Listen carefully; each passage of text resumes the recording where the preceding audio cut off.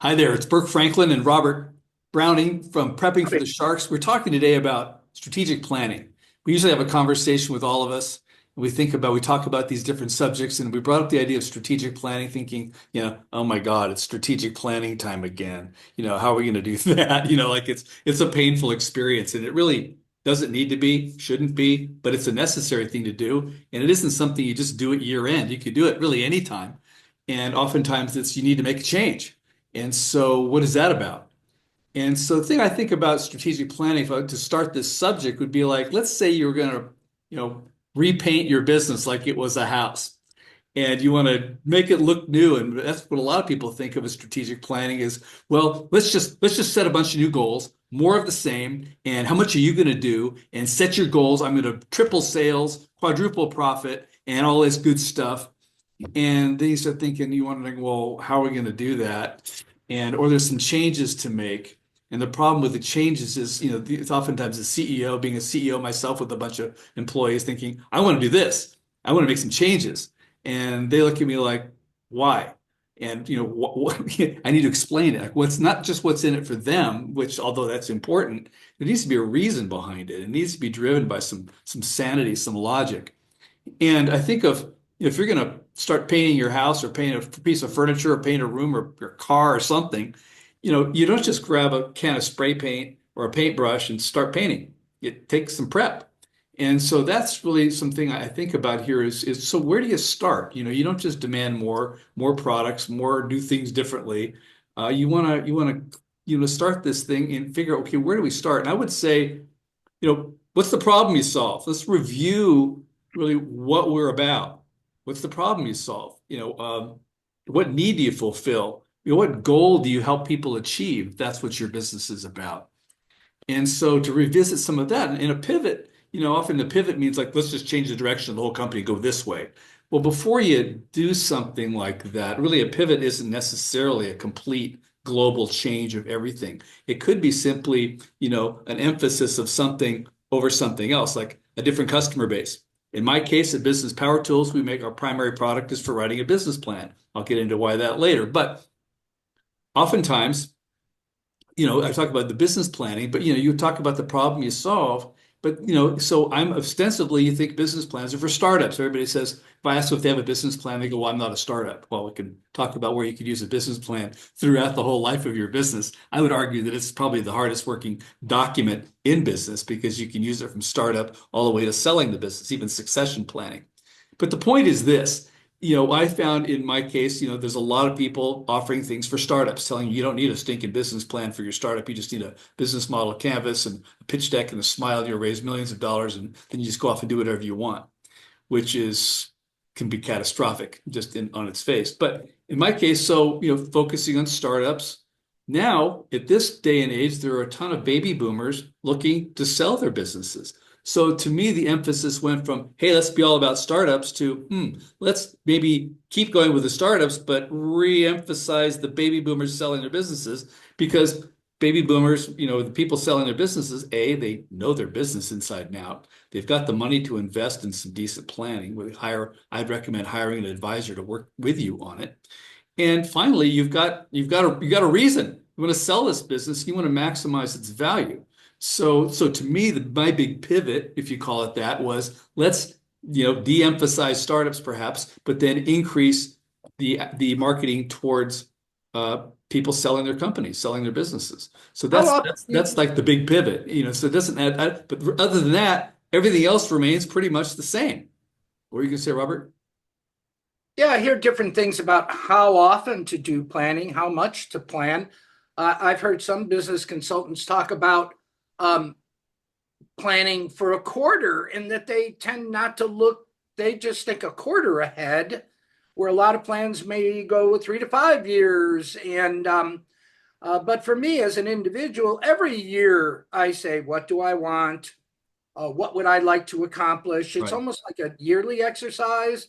And I'm, currently more like a solopreneur. So what kind of planning is that? And there's like small scale planning and there's bigger planning. And when you say strategic planning, I've seen people that take 6 months to work on a strategic plan, right? I mean, it could be all these executives and let's redefine our vision, mission, and goals, and all that. But yet you can over plan while you're going out of business too. So what is the Goldilocks zone of planning for both? I would say both for solopreneurs as well as small to average size businesses. I mean, what's the just right amount of planning, Burke? What do you think? Well, obviously that's going to depend on your business and where you're at with it. But I would say, planning is much easier if you already have a business plan, because then what you do is you look at I would say the context of your business, like what are we about? Why are we here? What are we doing? Who are we serving? And you can review that. And then how are we going about that? And what's changed in the world? There's lots changed in the world, especially since, COVID and everything else that's happened recently. And so then what do you want to change? What do you want to do differently? Perhaps do you want to stop doing? So, but if you've got a business plan already, you've got a lot of this already in place. You've got your market defined, you've got your products defined. You probably have a product development roadmap of some kind, like we're going to do all these things and what's next and what order are we going to do it in. And so you're really so if you don't have that business plan, then of course this whole thing of strategic planning is much more daunting because you haven't already thought this through. But if you've got a business plan, and of course, we sell BizPlanBuilder, which is, of course, originally for I think of it as that prospectus, a brochure, if you will, that goes out 5 years and to dazzle investors that, hey, we've got this idea for a business that's legit. We're going to do this thing. And you really need to have a lot of answers because investors will ask a ton of questions about, why your product or service, why now, and why from you. And so that's it, that's all covered there. But then again, now that you've got this plan, you want to adjust it, and the idea of having it software on an online platform, which is a beautiful thing.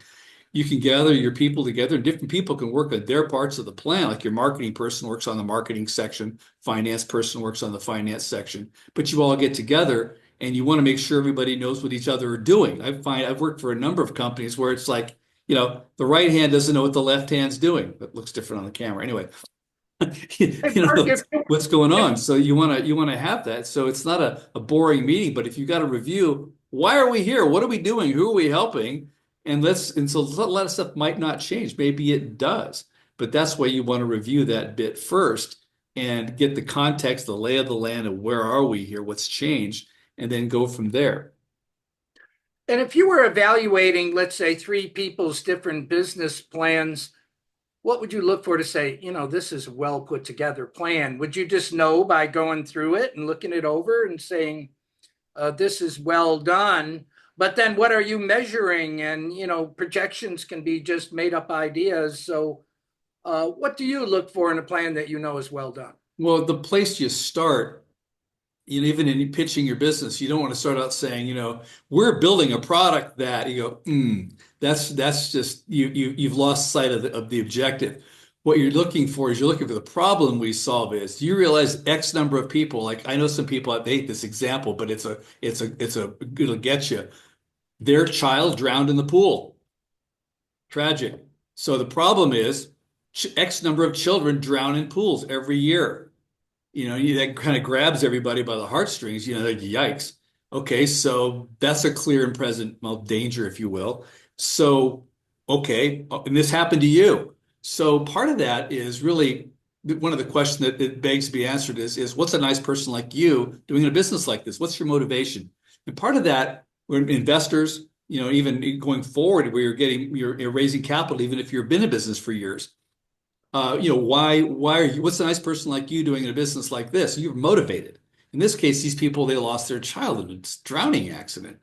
And so is this person really motivated to make this be a successful business? Yeah, they are.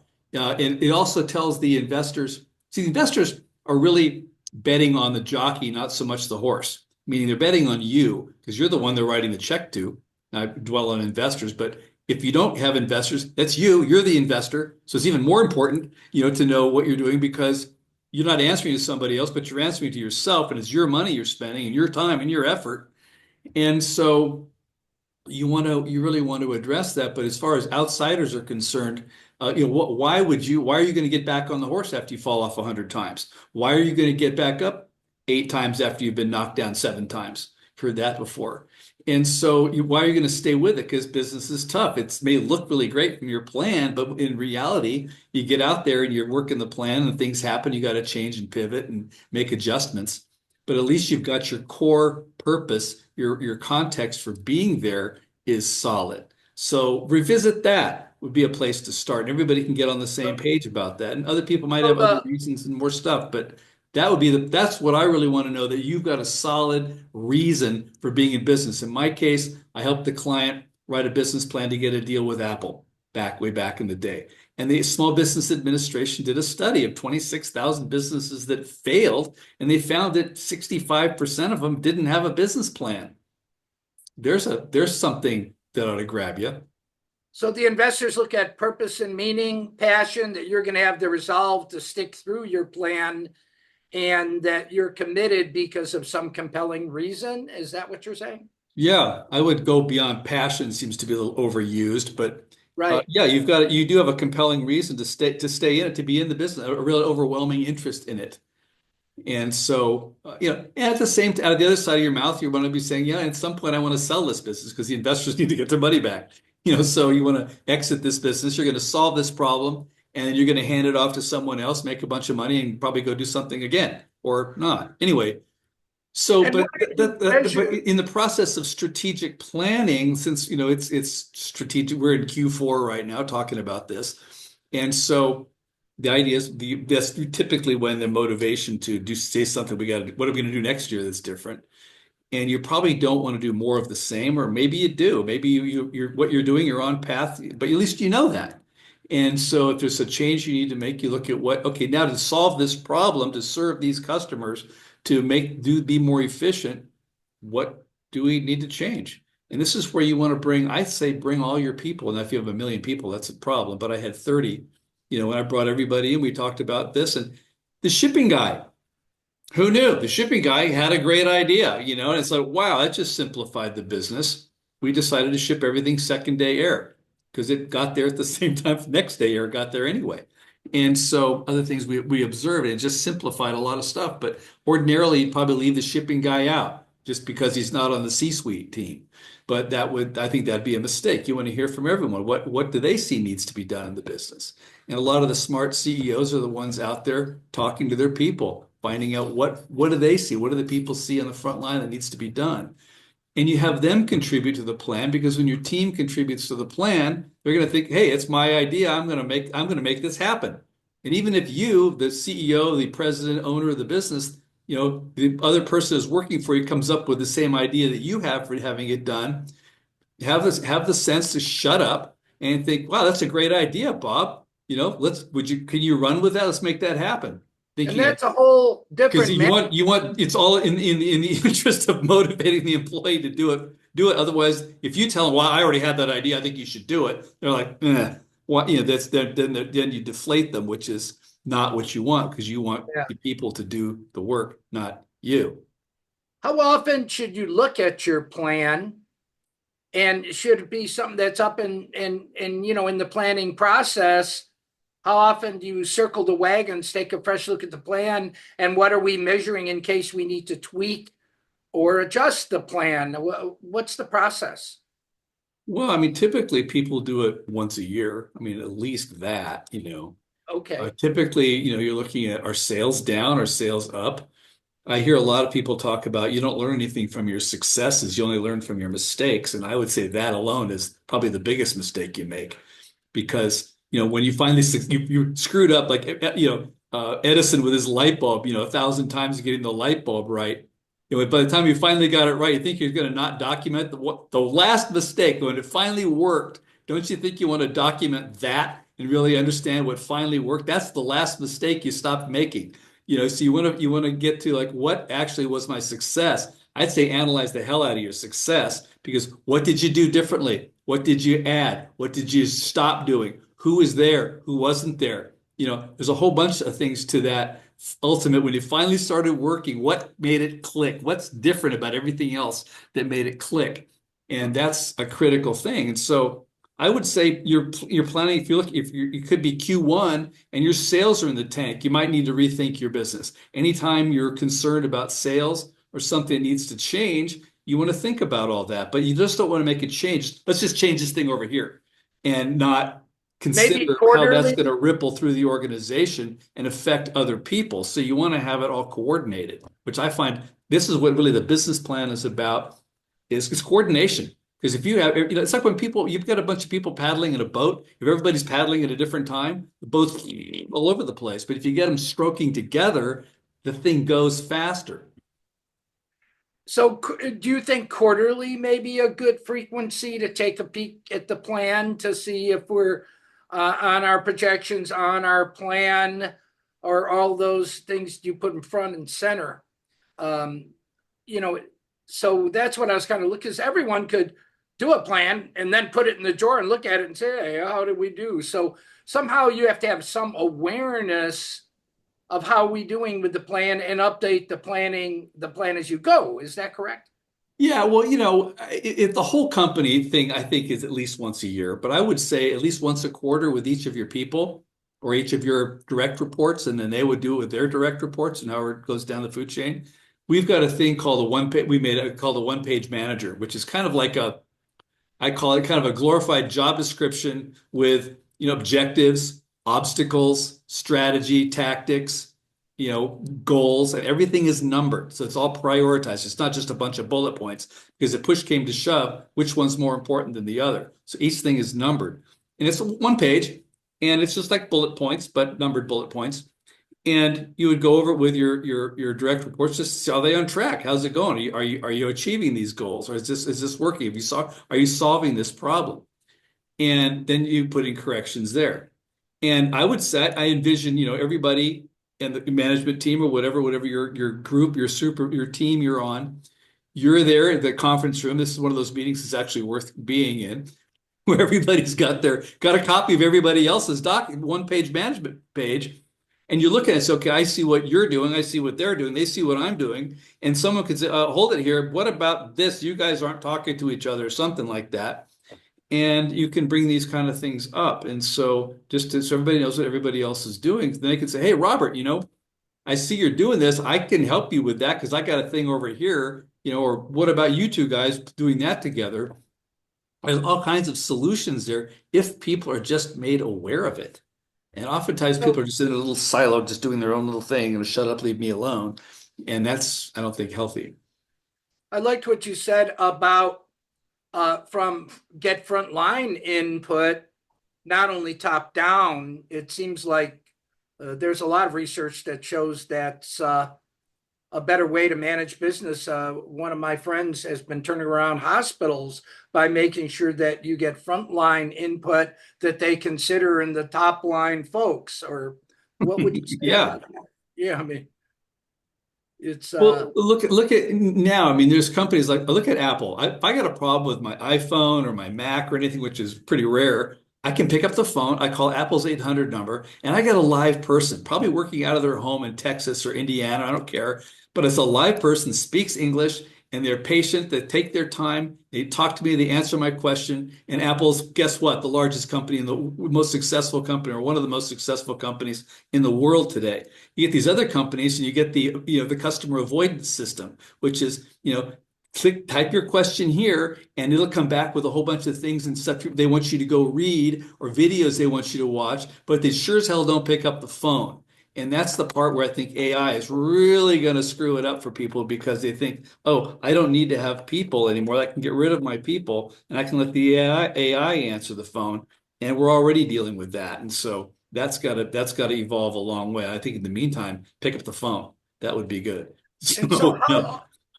how often are you tweaking your plan and the numbers and looking at it? And because it's almost like an extension of accounting as well as your CFO that's looking at things strategically and trying to see what's coming in ahead rather than just where you've been, right? Well, Like, we have a very comprehensive, I call it their visionary funding plan. The idea of this one is to show investors, exactly how you're going to get there from here.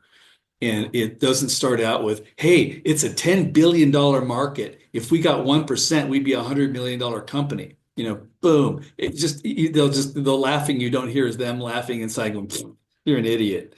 or the other version of that is uh, we're going to do $1 million in our first year. That's what a lot of investors hear from startups. And I was on a panel, at a University of Texas, and all these student teams came out and said, we're going to do $1 million in our first year. And the investors are like, I asked them, I said, is it just me or does everybody say they're going to do $1 million in their first year?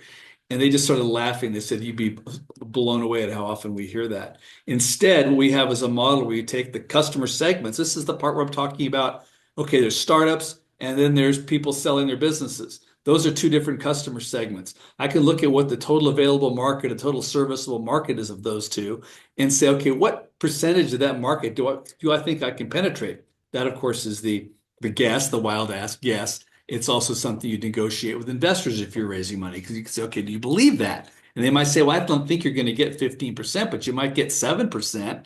And for God's sake, don't ever put in 1% in that thing because that's the kiss of death. It just is. And Now, so you want to, what's so these numbers will then tell you what percentage of that market am I gonna attract or gonna sell to at what price? And then if the product goes in there and it will actually calculate a revenue number that is close enough to believe, well, it's the closest thing you're going to be able to believe compared to the other two ideas. So now you can go in and put in the actual numbers from last year, and based on what happened, you can adjust those percentages, and it'll reproject the whole thing out for the next 5 years, all the way out to your valuation, all the way out to your, everything about it, So that's one of the strengths of your kind of a plan because you make the tweaks and then it adjusts your plan uh, for the whole length of time that you've set the plan out, And correct? you adjust the assumptions. If I'm going to invest in marketing, what percentage of my revenue do I want to put in advertising? Now, that's kind of weird because you want to say put the advertising number in there, and then it'll drive sales.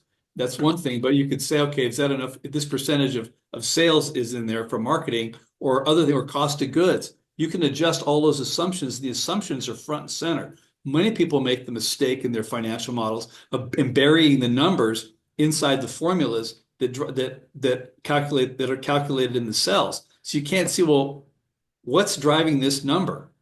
And that's a critical thing. I've been on several calls where I'm having the financial model the client's using, their investors on the call, the clients on the call, the financial models on the screen.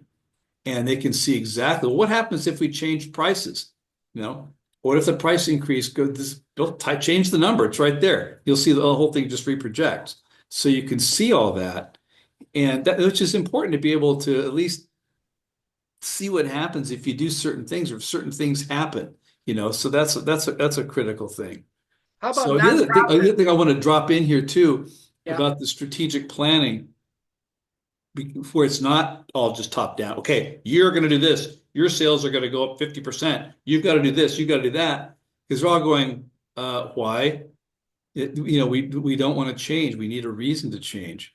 And so you've got to fill in like, okay, what's in it for each person where if they're going to make this change, what's Right. what's what's in it for them? Maybe the life is easier, maybe they get a bonus, maybe something, but something you want to figure out, okay, how do we make this thing easier? And if the employee, like I said earlier, comes up with the idea for the change, and you agree with it and it works for everybody else, you say, okay, Susie, run with it. And they're like, okay, I get to run with my idea. And people love that. I was so pissed off. I mean, back in the day, I have an idea for something and I felt like it was that Emperor's new clothes moment, and everybody goes, oh, the Emperor's got some great looking clothes on, but the guy's naked. The kid's like, hey, but he's naked. Shut up, kid. And I'm that kid that just shut up. I'm thinking, How about you want to buy-in? fix something and then you can't fix it. You watch it go, and could have You're told you, talking you know, about buy-in, right? To some degree by, yeah, it is about buy-in.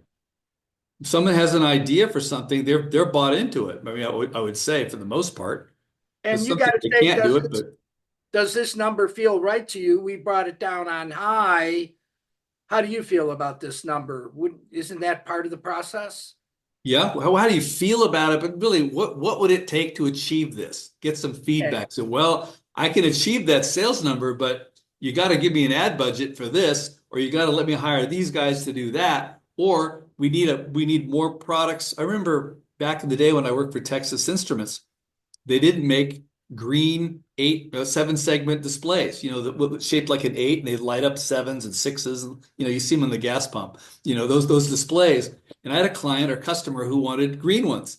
And we had yellow, we had red, we didn't have green. And I had to make a case to, TI, I got a customer out here who will buy X copies or X number of units of green LEDs if we'll make them.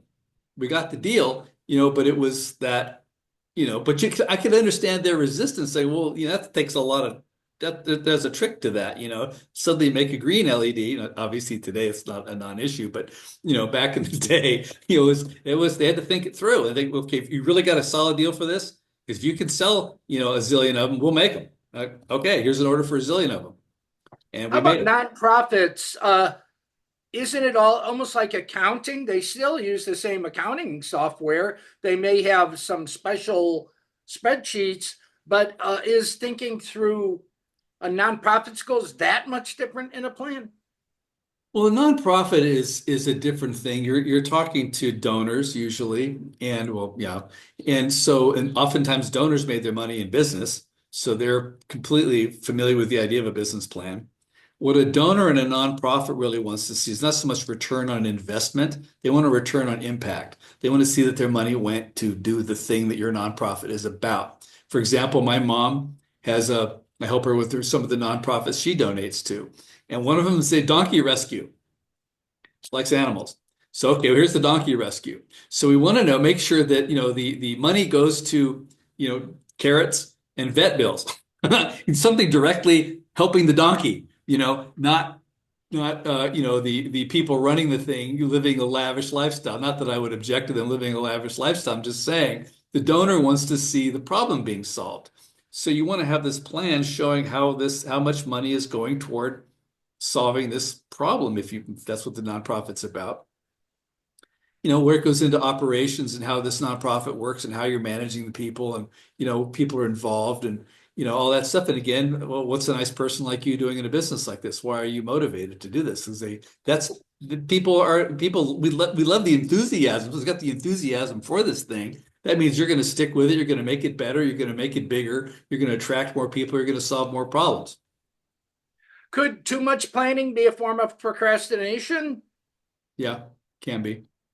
I mean, I remember back in the day, who was it who wrote the book? He talked about, oh God, sorry to him. I forget it was, there's ready, fire, aim, and there's ready, aim, aim, aim, aim. And some people just want to keep planning and planning and planning and planning and never actually do something.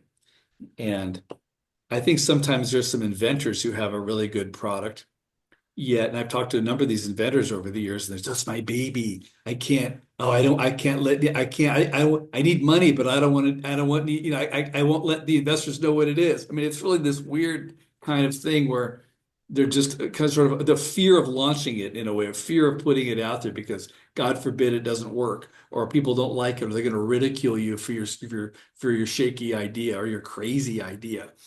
So, So what's so the planning can balance go on, but of at some point, you got to start doing something. Stick your toe in the water. Here's the plan. I'm going to test this advertisement, and I'm going to do it for 3 months and see what happens. And then I'm gonna reevaluate. If the ad's pulling, keep going, double down on it. If it's not, rethink it. and I'm sure with the all the research from the business, the SBA, et cetera, it's pretty clear that one of the top reasons that people go out of business is they didn't have a plan. I mean, they restate that almost every year, don't they? Well, yeah. I mean, that's the problem. I mean, you take off in some direction, and I give a weird example. I had a plan. I was learning to fly. And one of my what they have is that you solo, you go off in a cross country, meaning from this airport to some country, a couple hundred miles away, to some airport a couple hundred miles away. And so I'm flying along, thinking I'm on course to my destination. But there's a thing called the precession in a compass. And so the compass actually was on, but I'm looking at the directional gyro on my dashboard, my instrument panel, and I thought it was lined up with the direction I was going. And when I got a couple hundred miles out, I looked up at the compass and realized the compass was about 10 degrees over there, and my directional gyro was 10 degrees over here. So you fly a couple hundred miles 10 degrees off course, I found myself lost. You know, I mean, 10 degrees off course for a couple hundred miles, you ain't where you think you are. And so you've got to, this is why it's good to have a plan so you know what your destination is and where you're headed. And then you check with this plan to make sure you're still headed there. Otherwise, you get there and you realize, fortunately, I didn't run out of gas and all that kind of problem. But nevertheless, that was a frightening moment, just to say, oh my God, there's no airport here. Where am I? And so, Yep. We're close to the end of the time we've allotted today. Are there yeah. any closing thoughts you'd like people to leave people top of mind on this subject? Well, I would summarize by saying you do need a business plan, and it's not just for startups. You need the business plan is good for obviously for raising capital because you're showing investors what you're going to do. And if you're not raising capital, it's your money and your time and your effort. So you want to optimize that. So you prioritize. It's really all about priorities, what you want to do first and next in a sequence.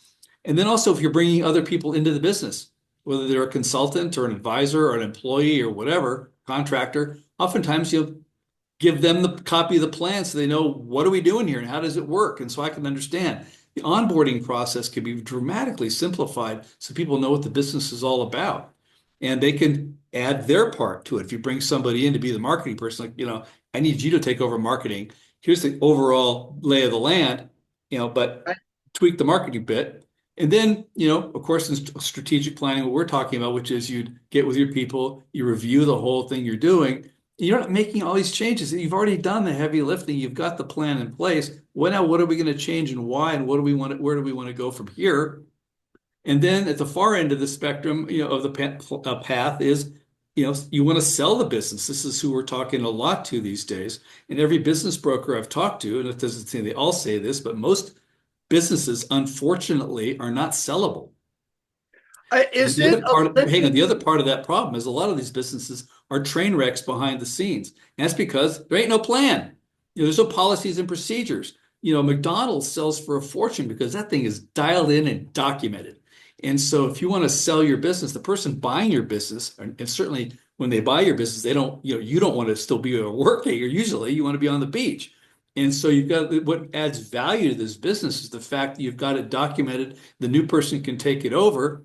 And of course, if you're going to carry back some of the financing and they're going to pay it off, they better have a plan to know what's going on. Because remember, the SBA found that 2/3 of those businesses without a plan failed.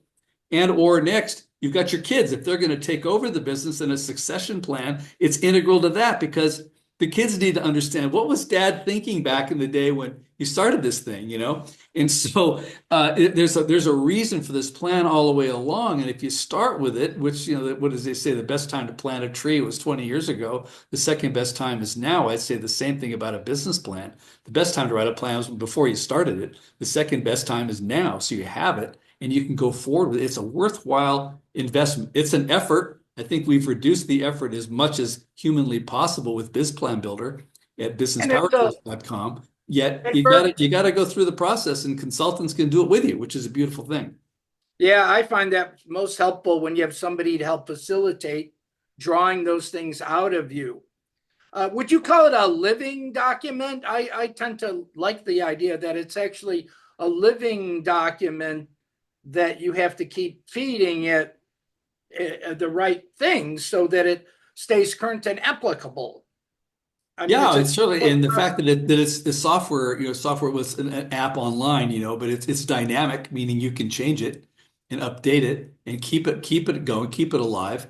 And yeah, it certainly is something well, I can't emphasize how it's worth having, And the psychological side, in closing, how do we reduce people's resistance to do planning? Any last thoughts on that? Yeah, I think really the planning is the how, but it really doesn't get you to the what. Usually, like back in the day when mostly startups were looking to raise capital, the real uh, bait on the hook would be you need it, the investors want to see your plan. I had a contractor guy says he had an invention and he said investor said, yeah, let me see your business plan. He wrote his plan on what Tuesday, Wednesday, and Thursday. That's when it was really simple. And the guy gave him $10,000 on Saturday. So, the holy grail here is is what the plan gets you. What you're keeping focused on the vision. What is the vision for the business? Where do you want to go with this thing? What do you want to get out of it? And you really want to document the plan, how you get there. It's like a recipe. You look in your refrigerator, there's a bunch of stuff in there, but you get a recipe out so you can make something that you're thinking, I want to eat. I'm looking forward to eating this thing. And so you're looking at the end result of what you're building, the vision that you have. But keep your eye on the vision, It's a and the plan will roadmap get you too, there. right? It is a roadmap. It's a And roadmap. It's a playbook. People know it's a business plan, but it's a playbook, if you want to call it that, a roadmap, all that stuff, a strategic plan. It's just documenting it so other people can help you. I'd say that'd be the biggest reason, is so you can engage others without having to. The thing I hated was explaining it over and over and over and over and over and over again. God, just, if you yeah, have it written down, people could read it and, and go, okay, I changed this, I changed that. Okay, let's talk about that. and there's also a bit of a metaphysical side. You always hear about it, famous books, this and that. They wrote something down, and somehow it creates almost like an attractor factor to help manifest some of what you're doing, because you took the time to write it down, be clear on what you wanted, and it's almost like then the world conspires to help you be more successful because you took the time to do it. Do you think? Yeah, it's certainly a clarifying process, but I'd say clarifying. Well, Brian Tracy says, clarity is power. And so, yeah, it does clarify your own thinking. It also helps you with your priorities. And then you have these goals, so you know what the priorities are. So what should I work on today? Well, okay, what's my priority? What do I need to do? Yeah, I don't want to work on, I'm not working on my birthday party next year because it's not for another year. You know what I mean? It's like, I don't need to I deal with that, you On know. Brian Tracy, I like what he says about posteriorities. You got the world's record for juggling plates, and if you got nine in the air and somebody hands you two more plates, what are you going to do? Are there some other plates that are less important you're going to put down? So I think posteriorities are almost as important as priorities, wouldn't you Well, think? I don't know what that means exactly, but if I could juggle nine plates, that would be bizarre. And somebody hand me a tenth one, I'll be dropping on the floor. I'm It, not a juggler like that. But yeah, well, you gotta learn to juggle things in your business. What's a priority? What needs to be done now, and how do you handle emergencies? yeah. So, I mean, if you say, what's my top 10 things, and you got 12, two got to maybe fall off the list, right? So that's, in a sense, what the posteriority means, meaning the things you sometimes have to let go well, let or, me let me leave you with this idea. People have heard it before, and I've yeah, heard it from several different, seminar gurus that talk about the 80-20 rule. The Pareto right. principle, 80-20 rule. With 80-20, if you did 80-20 again, and you take the 20% again, so now it's 4 and 64. So 80% of, well, I don't do math in public, but whip out your calculator. What's 80% of 80? That's like 64. What's 80% of 20? Or 20% of 20? That's like 4 or 5. Okay, God, I can't do math. Anyway, that's why I make spreadsheets. And then do it again. What is, 80-20 of the 80-20, 80-20 twice? Well, it comes out to about 51%. The top one thing, the 20% of your 20% of your 20% is, 20% of, well, basically it's less than one, but one, it's got to have a full round number.